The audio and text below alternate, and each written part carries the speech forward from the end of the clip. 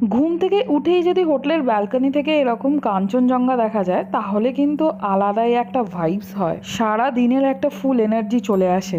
আজকের দিনটা আমরা পেলিংয়ের সাইট সিন দেখতে যাব, তাই আজকে প্রথমেই চলে এসেছি অরেঞ্জ গার্ডেনে। অরেঞ্জ গার্ডেন খোলা থাকে সকাল 9টা থেকে বিকেল 5টা অবধি। আর এই অরেঞ্জ গার্ডেন যেতে হলে অনেকগুলো সিঁড়ি ভেঙে নিচে নামতে হয়, প্রায় 150 মতো সিঁড়ি তো রয়েইছে। মায়ের পায়ে একটু প্রবলেম ছিল তাই মা আর নিচে নামেনি, আমরা কজনই নিচে নেমেছিলাম। 2-3টে গাছে তো একদম ভর্তি কমলা লেবু ফলেছিল। আর এখানে ঢুকতে এন্ট্রি ফিস ছিল 30 টাকা। আর এই গার্ডেনের মধ্যেই এরকম 5টা 5টা করে লেবু বিক্রি হচ্ছিল, আর এই 5টা লেবুর দাম ছিল 100 টাকা। আমরা কিনেছিলাম 100 টাকা দিয়ে 5টা লেবু, টেস্টও করেছিলাম, টক মিষ্টি মেশানো। এরপরে আমরা টেস্ট করলাম অরেঞ্জ জুস।